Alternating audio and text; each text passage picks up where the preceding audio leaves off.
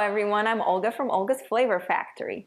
November is here and that means Thanksgiving is coming up. And today I'm going to be sharing one of the most requested recipes during this month, turkey. Because everyone makes turkey for Thanksgiving, and making a turkey can be very intimidating because we don't really make turkeys all the time. But when you have a lot of people coming over and it's something that you don't often do, it can be very scary and you don't know what you're doing and you don't really want to practice this huge gigantic bird for just like a small family. So I'm going to walk you through step by step so you can get it right the first time.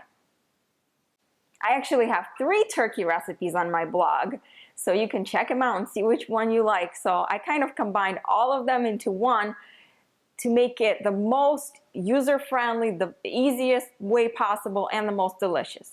So what I did first was I brined this turkey last night. What I did was I made 1 gallon of vegetable broth, and I heated it up with 1 cup of kosher salt, half a cup of brown sugar, then I added a tablespoon of peppercorns to that, some bay leaves, and I heated it up on the stove until all the sugar dissolved. And then I cooled it off and I added a gallon of very heavily iced water to the brine.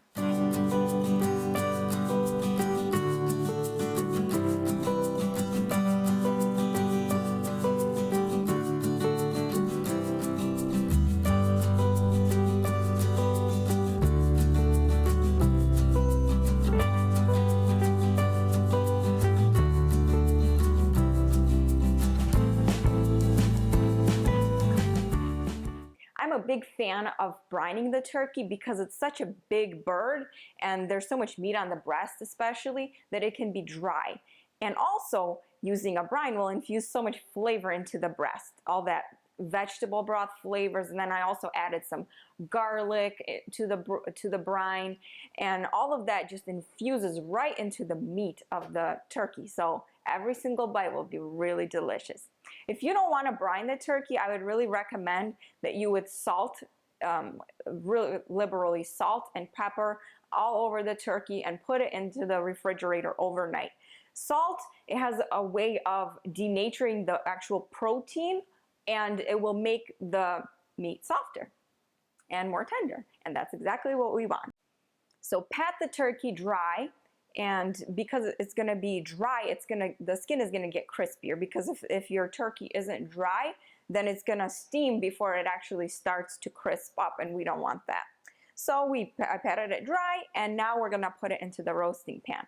And what I have here in the roasting pan is I have 3 onions, 3 celery sticks, and 3 carrots that I just chopped, and it doesn't matter how you chop it up, and just put it on the bottom of the roasting pan. And then I added some thyme and some parsley and also some lemon. And this is gonna add a lot of flavor to the gravy that we're gonna be making later. So now I'm just gonna pour 1.5 cups of chicken broth or vegetable broth or whatever kind of broth you wanna use. So the chicken broth on the bottom of the roasting pan will prevent the bottom of the pan from burning, and also all the turkey drippings are going to drip down into the broth, and all the vegetables are in there. It's going to get so much flavor, and we're going to use that for gravy. I'm going to stuff the cavity of the turkey with some herbs, and I have thyme, sage, parsley here, and you can do rosemary if you like.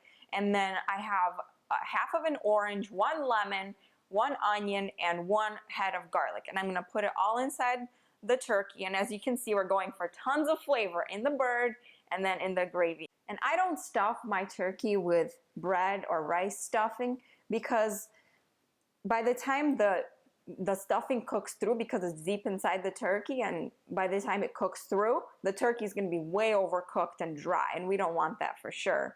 But if you don't cook it long enough for the stuffing to cook through, and then you're going to be eating stuffing that's not cooked through all the way. So what I do is I just cook stuffing on the side. And if you're looking for 2 great recipes, I have 2 on my blog, so you can go and check it out. And I'll leave the links down below in the description box. So right now what we're going to do is we're going to put the turkey on the roasting pan. As you can see, the legs are already tucked in here, and you can do it by just cutting a slit and then stuffing the drumsticks through it, or you can just tie the legs together with kitchen twine.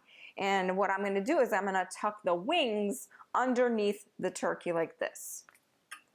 And that keeps it all compact so the turkey browns evenly all over and that the wingtips don't burn. So the last thing is I'm going to put some cracked black pepper on top of the turkey and put it in the oven.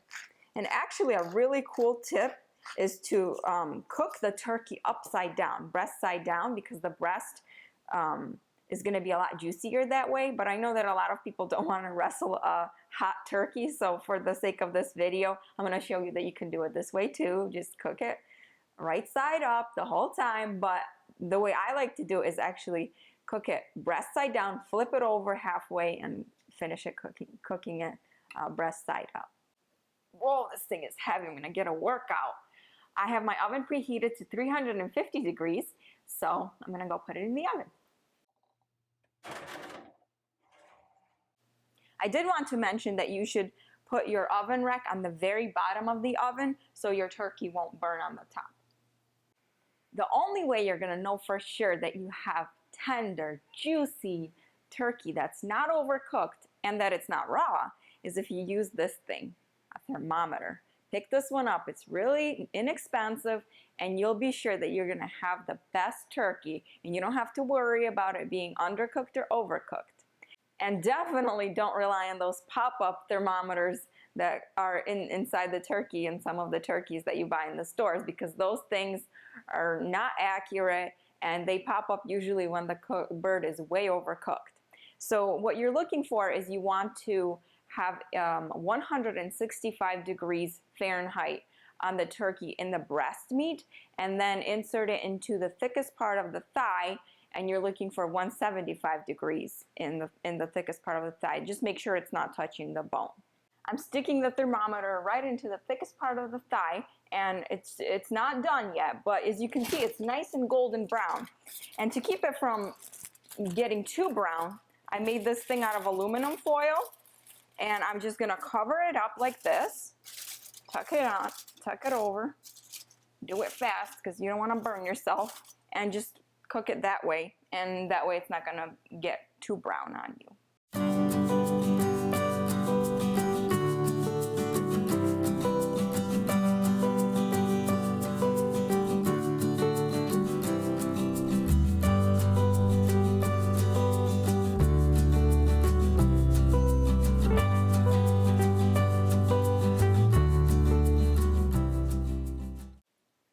Our home sure smells and feels like Thanksgiving today. The turkeys in the backyard better be afraid of me now. So we have turkey, mashed potatoes, gravy, and I made some carrots too. You can get all the recipes at oldestflavorfactory.com, and I'll have a link for all of the separate recipes in the description box below, so check them out. Thank you for watching, and I hope you're going to have a happy Thanksgiving. You have so much to be grateful for, and I hope that these videos help you know how to make your turkey from start to finish, and lump-free gravy too. Happy Thanksgiving.